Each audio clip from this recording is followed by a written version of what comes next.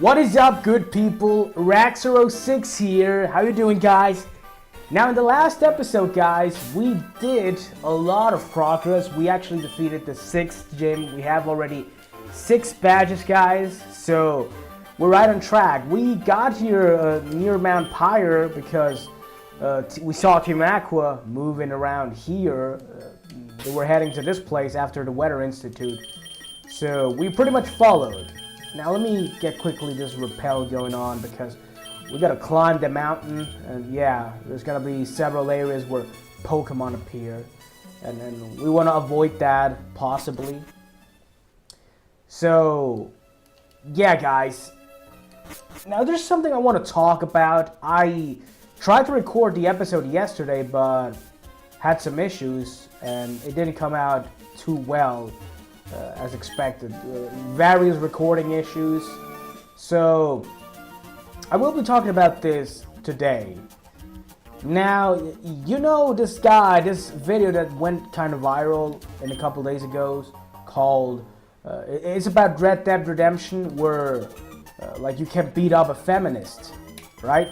That's quite controversial in its own, apparently. Now, the guy had his channel, like several people started writing articles about it, how evil this is, how bad, how that should not be right, you know, attacking feminists and whatnot in a video game, NPC. Guys, come on, it's a video game. I mean, is there really a need to go overboard with this? I think not. But anyways, basically, because of people started to whine about it, the guy had his channel removed, terminated by YouTube. Freaking terminated by YouTube. That's crazy. It's crazy that you can't upload a content that people like, because let's be honest, I'm not gonna say I'm guilty, but I watched the that video and I found it funny. It was funny because how ridiculous it is. It's funny because of that. So people find that offensive. Like, hello, how is that offensive? Oh God. But honestly, the worst part is, yeah, people can whine and complain about it, but the worst is when you have big companies coming out and saying, oh no, we gotta censor him. People are complaining about it. Come on, what is this YouTube? However, thankfully the guy was able to reach out to other YouTubers and make echo of this. A lot of people online got to hear about that, and YouTube got kind of a backlash because of that. And I am completely in support of that, because they shouldn't just terminate people's channel because they offend someone. I mean, wow, it's that's what I believe is toxic. When people can't enjoy, people can't have nice things. Wow. Honestly, sometimes I ask myself, what is this world coming to? I mean, it's pretty bad as it already is, definitely, but still, you ask yourself, what is this world coming to? Why do we have all this censorship going on? Like, nobody can say anything, it will be seen as offensive by someone else. And there is a need to censor it right away. I honestly don't know. I'm sorry, guys. But anyways, as I was saying, it's just crazy what happened. Thankfully, he got his channel back, which is the positive thing about this. And I hope he gets back on track uploading that series of videos, because they were funny. They are funny. So, honestly, yeah. Okay, Cookie's trying to learn Slash, but I'm not gonna teach him that because he's got a much stronger attack than Slash. So anyways, as I said, this is crazy, and that's just one of the cases. There are many more cases going on where content creators have their content removed by YouTube because it offends someone. I understand there are certain guidelines and you have to respect them and all that. But honestly, beating up an NPC in a video game that is pretty much what you kind of do is regarded as offensive. Wow, I honestly have no words for that one. No, I mean, honestly, it kind of makes me not agitated perhaps, but it bothers me. It definitely does bother me to a certain extent, because that should not be a thing. It shouldn't be a thing. So wow, what is this world coming to, huh? Yeah. But anyway, guys, in other words, I don't know if you are a Dragon Ball fan. I am, definitely. A lot of people are Dragon Ball fans. Did you guys see... Oh, hey, Archie. The magma's actually got ahead of us, but we also got what we wanted. The red orb preserved my power, blah, blah, blah, Archie. Yeah, get the hell out of here. I know how this goes. And this old lady now gives you the magma emblem. How I know that? I played Pokemon Emerald. Yeah. So, what I'm gonna do quickly next after leaving this mountain now is... Let's go to this place, this city that is like going right from where we were when we started the episode. Yeah. Gonna go right from there, and we're gonna go, you know, heal up Battle May, who's gonna be at the shopping mall or center or whatever. And whatever. Yeah, let me use one because I gotta serve anyways now. So yeah, there are a lot of trainers I gotta battle, which I will do off screen at some point in case I need to grind up. As of now, I believe we're technically okay. We're pretty strong in terms of levels, or at least on par with many other current trainers. So that's pretty much what I'll be doing. Let me put Saphira in the front. Battle these trainers here. Haven't battled them yet. So yeah, guys, that's the Shirako thing. I hope everything goes back to normal. And going still with the Dragon Ball, man, I'm a huge Dragon Ball fan. And the new Dragon Ball movie trailer dropped yesterday, I believe. Oh my god, am I freaking excited for that. I've watched the trailer like 3 times already. It's just awesome. I can't wait to see what's gonna happen. Man, I'm kind of disappointed that the movie is coming out in Japan this year, now in December, but the movie's gonna make its way to the West next year in January, and I am kind of disappointed because I want to see the movie. Yeah, I just gotta have to wait a little bit more, but still, it kind of sucks. So yeah, definitely.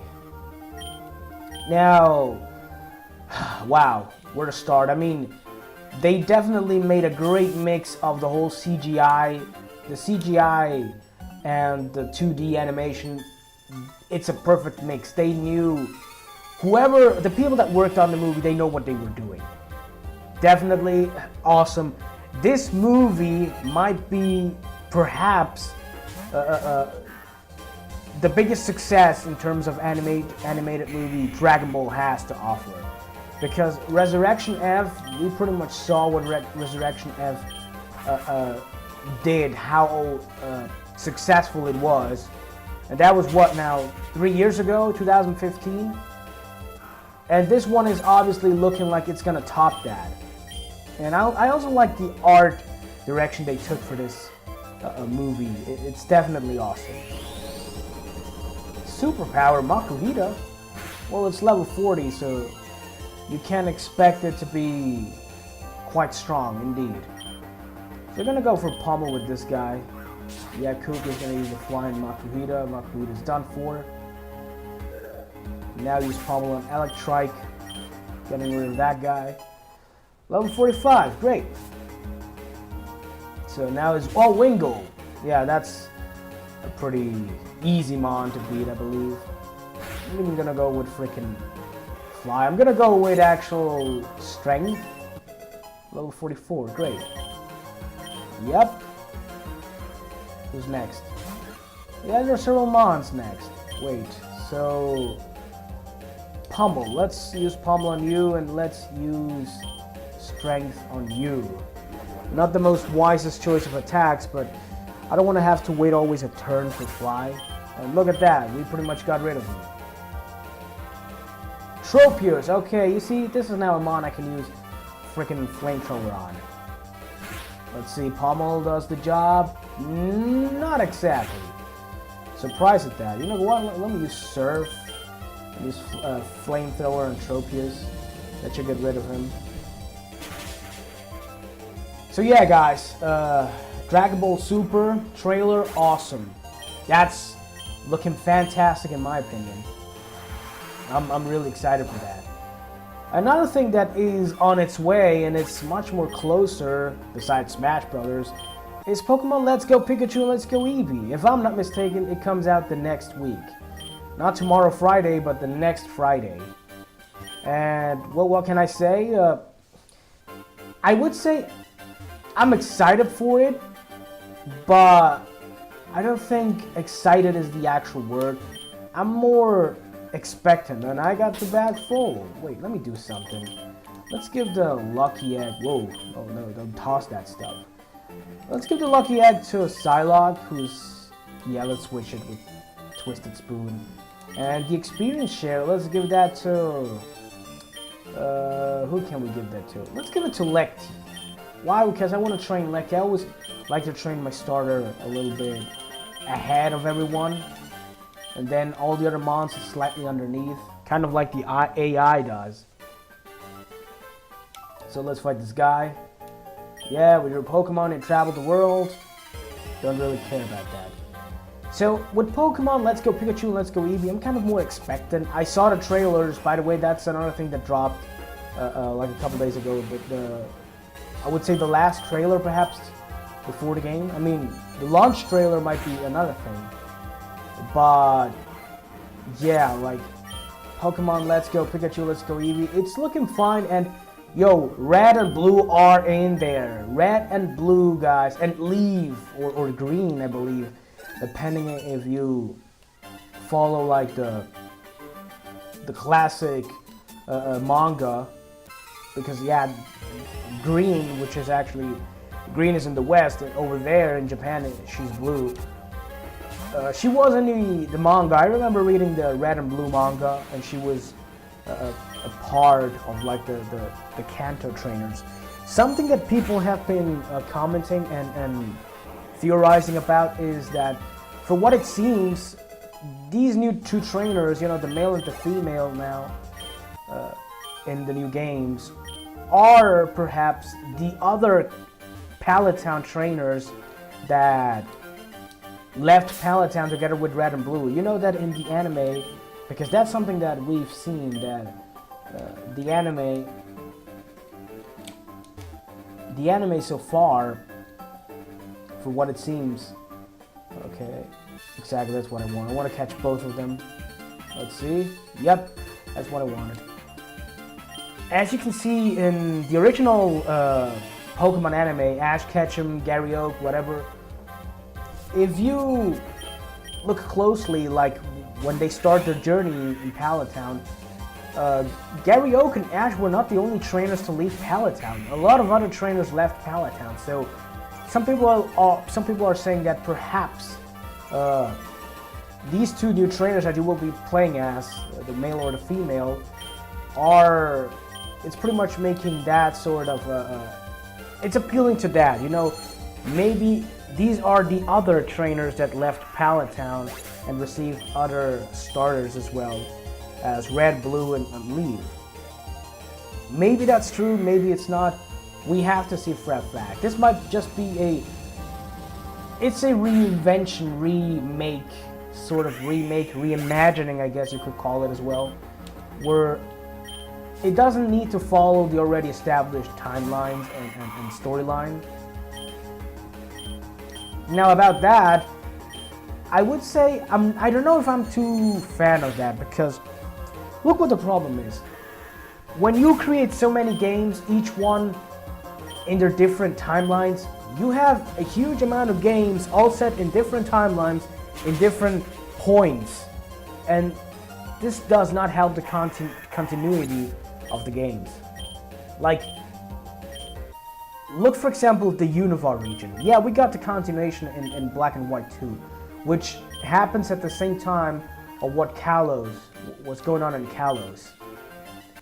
Is it the same universe? We don't know. I believe we don't, because for what we know as of now, all of these previous games were games that had nothing to do with Mega Evolution. So I wish there would be a little bit more of continuity within these games. You know, like hello, make it that one game, even if it's a different generation, follows the lines or the trails of the previous one. Not in like technical stuff, also in plot-wise. And I see that there's a loss, there's an issue going on with that. So let me see, which Mon is she gonna be like sending in first? Is it a grass type? No, let's go just with Psylocke. Yep, let's fight you. But now I believe she has a full team or 4 Pokemon. Yeah, whatever. So anyways, as I said, yeah, Tropius. As I said, honestly, it's cool, yeah, fresh story. But when you remake a story so many times and there's no continuity, it kind of drops the ball, because people want more. You know, Kanto gets so much love, obviously because it's the first place, the first region. Some people have gotten tired of it. I would love Kanto if you would show me a more expanded Kanto region. You know, more places to explore that belong to the region. You know, what place could that be? Look at Univar. The best place I can give you as an example is the Univar region. Black and White 1, you had the Univar region and you could visit certain places. But the Univar region got expanded in Black and White 2. And it made it look like many of these places were there already, just that you did not visit them in the first, you know, you didn't have to visit them in the first game. It's kind of like, hey, here's the region with more places to visit that we are gonna pretend plot-wise that they always were there. It's just that you never went to them in the first place. That's kind of how they did it, and that's why I like Black and White 2, because it's bigger, has more stuff, and they mix it well with the previous plot. That's something they do. Now, if they would do the same with Kanto, like, hey, this is Kanto. Pallet Town?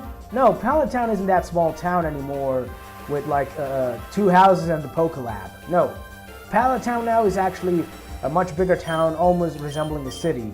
What you got here now is several cities. You got a gym now in Pallet Town. You know, add stuff that makes it interesting. Change it up a little bit and stuff like that.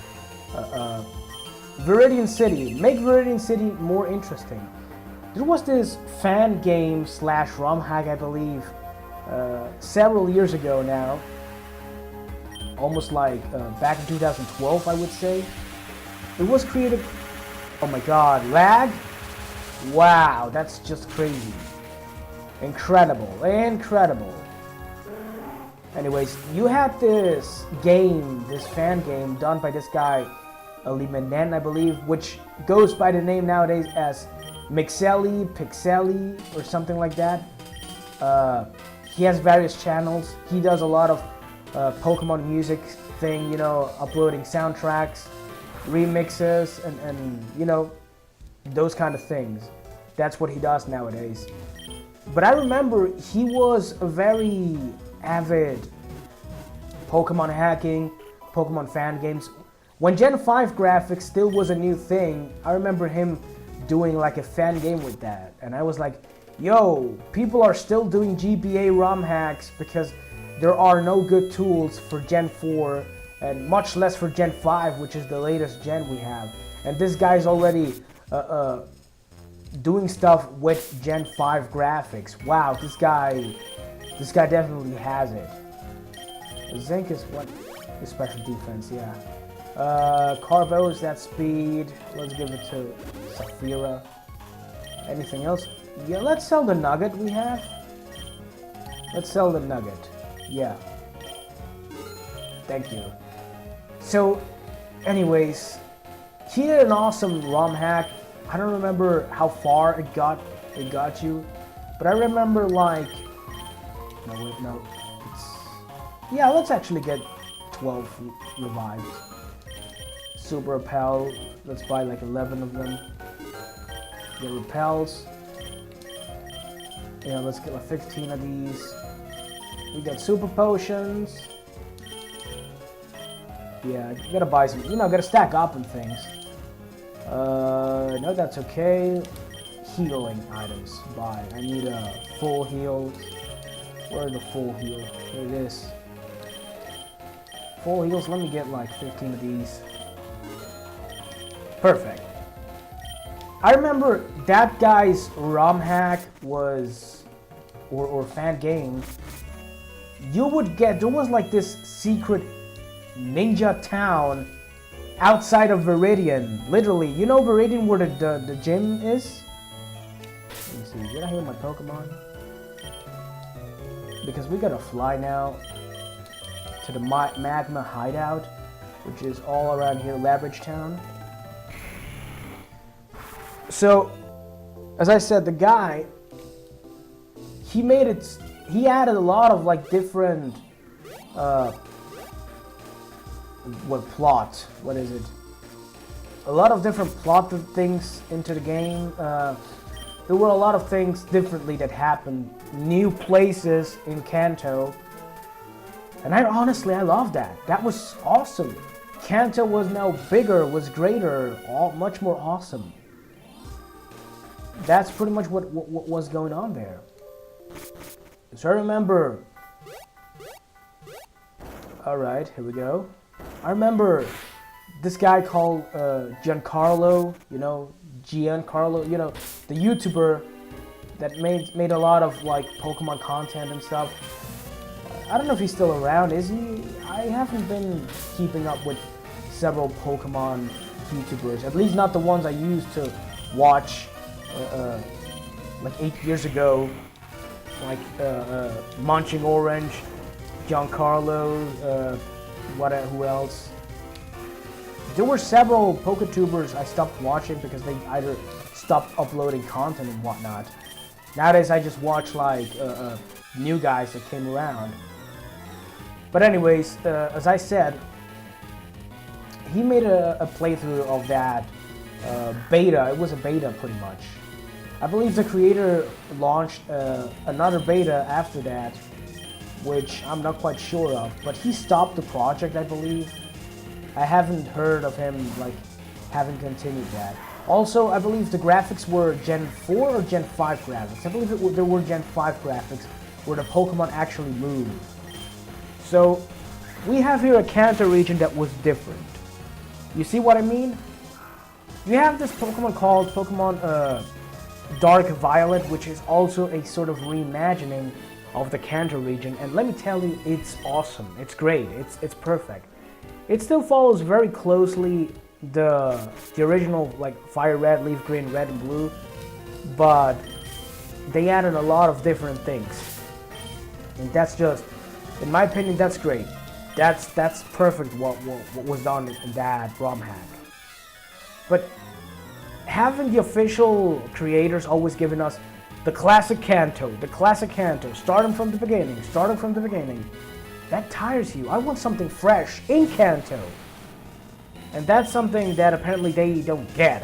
That's why I hate that they are playing it too safe. And for what it seems, they have completely casualized themselves. As in, we want this to be casual and fun for everyone. We don't want this hardcore stuff anymore. Oh, second lag of the episode. Yeah, whatever. Crap it. Yep. Well, I got the Magma emblem, so am I part of Team Magma? Nah, bull crap. Anyways, that's pretty much what I mean, what I believe that should be. You want to bring us back to the classic place, make the classic place refreshing, add new elements to it, make it cool, make it new but still recognizable. add new characters so that you don't have to redo everything again. Wow, really? I hate when that happens. I'm changing it to this guy because I want to defeat you, and he goes with the freaking roar.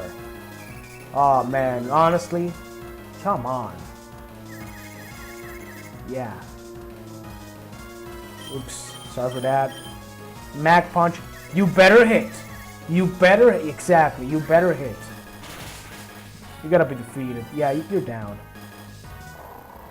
Yup. I always thought swagger is kind of a... swagger is like a double-edged sword. It can help you out, but if it doesn't help you out, it will definitely destroy you even worse. So, let me see what else. Psylocke. Who am I gonna switch? Let's add Rosette to the front, because she needs some training as well. I mean, yeah, we're in a fire hideout using a grass type, but... Wow, really? Oh, come on. Yeah, Rosette can actually hold herself. She's a pretty decent Mon, to be quite honest. I mean, look at that. That's a ground type right there. We got the perfect attack for it. Use Giga Drain, and you shouldn't have any problems. Yep, there we go.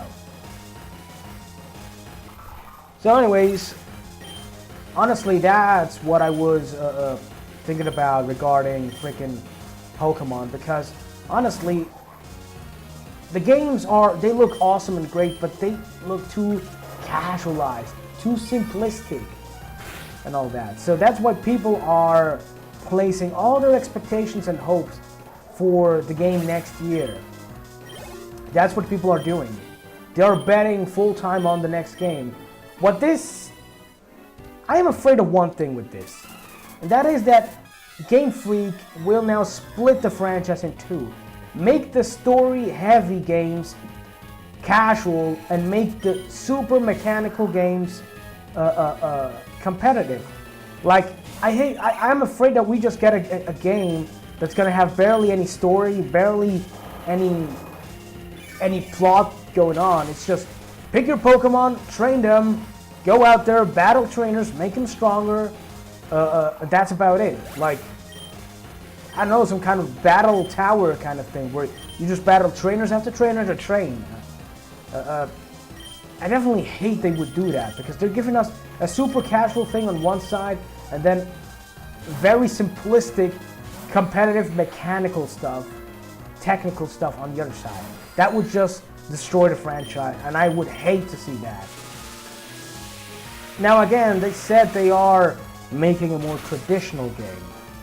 That means they're going to be following the roots of what they have done. So I hope it is. Now, many people have theorized that this is just like a placeholder. We are doing this, you know, just like for get ourselves ready for... Now what is it? Just get ourselves ready for the freaking next game that's coming out. Okay. Yeah, I gotta battle this guy. Yep, his left ear is burning. Absolutely. So, yeah, whatever. I hope everything comes out just right, you know? Like, I hope we don't get a too crappy of a game. I hope we get an actual decent game next year. And also, there is that Temtem game I've mentioned before that is also on the rise. I hope those indie creators don't F it up themselves or don't get too cocky. Like, oh yeah, Pokemon is losing it. We're the new Pokemon. So, yeah, I really hope that's not the case. So guys, I was thinking, how about we leave this episode here now? We made some progress. We defeated Team Aqua at the Mount Pyre. Got here to Team Magma's hideout. And now we're beating these guys as well. So guys, leave a like button. Leave a like if you enjoyed the episode. And subscribe for more content to come. Have a good one, guys.